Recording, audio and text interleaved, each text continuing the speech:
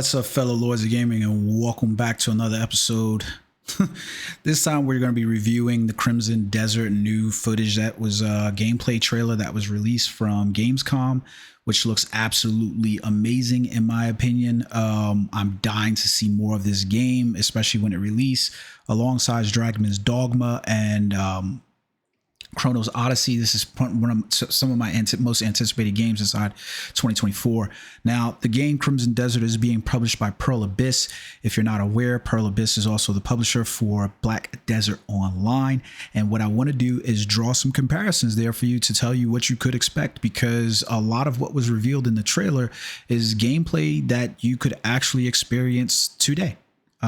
Let's be honest, it's gameplay that you could experience directly inside of Black Desert Online. And I want to point out some of the gameplay trailer that intrigued me, and that's making me believe that the game is going to be well worth its salt in terms of an action RPG, the likes of I would probably put this game in the likes of like The Witcher, Elder Scrolls, something like that, because that's where I essentially see where this game is like coming in. So as we go through the trailer, there's some things inside here that I want to point out. Essentially, the class that they show inside of here, I'm going to assume this is the only class that we have in the game, since it's going to be a single player campaign adventure RPG, is the warrior class from Black Desert Online. So if you really want to jump in and see what some of this looks like, you can really get it good from there. Some of these side mini games that we get to see, because that's what I'm imagining this is. You can play some of these things like YAR and card games, dice games and things like that called YAR inside Black Desert Online.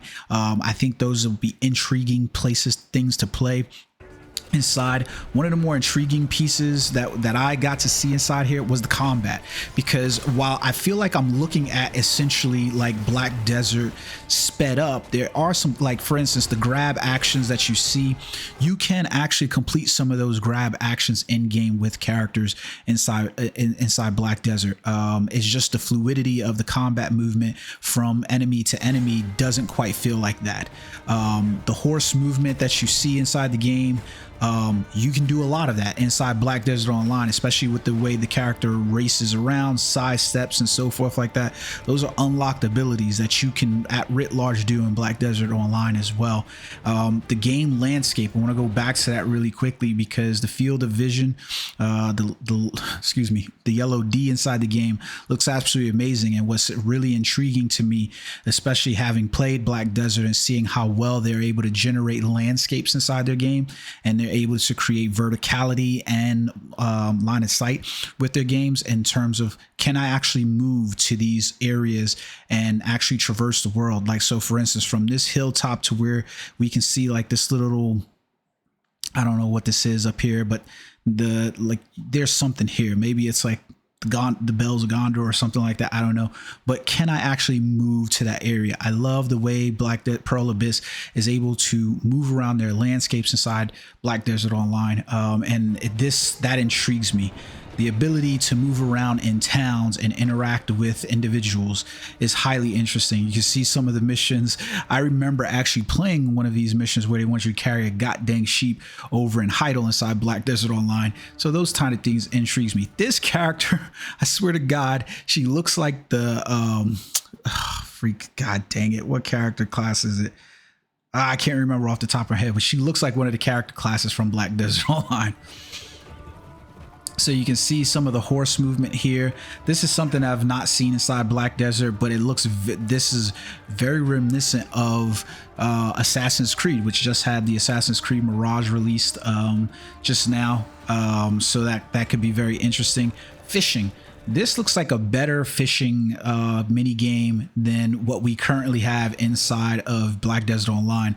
I would love to see them maybe transition this over to Black Desert, because then I think I might end up just fish for real in the game. Even here, you can see, for instance, he's fighting off this enemy type right here. And this is a great reuse of, pieces, tools that they currently have. What he's fighting is a thing that we've basically fought plenty of times inside the game, is a stoneback crab, excuse me.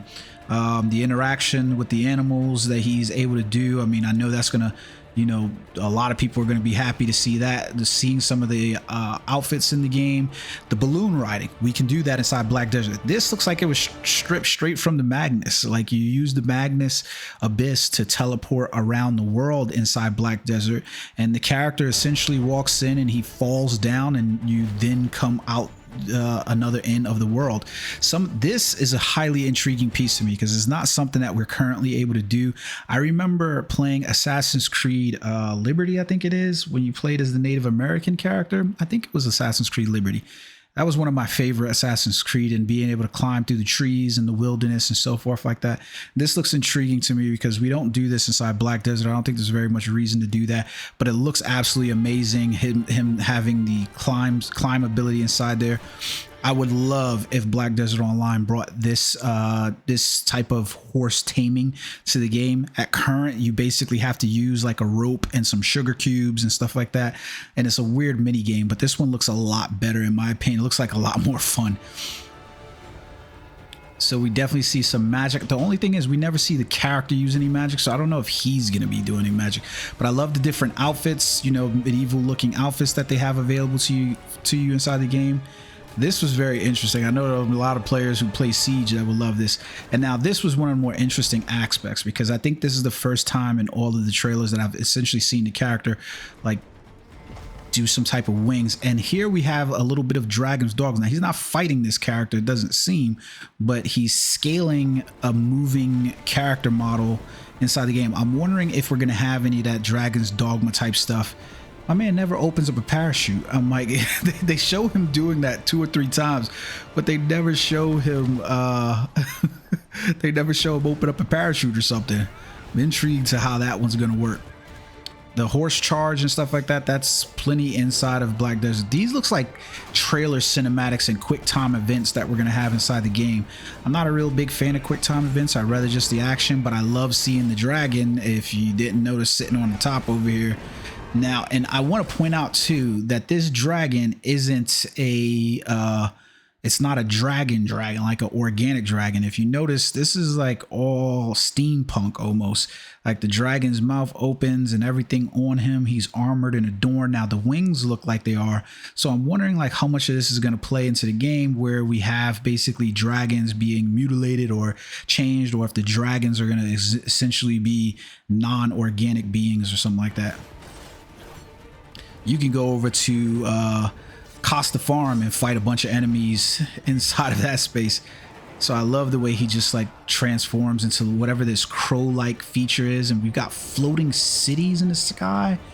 I'm interested to see if like how this plays into the game world, where you have this, like, it looks absolutely amazing.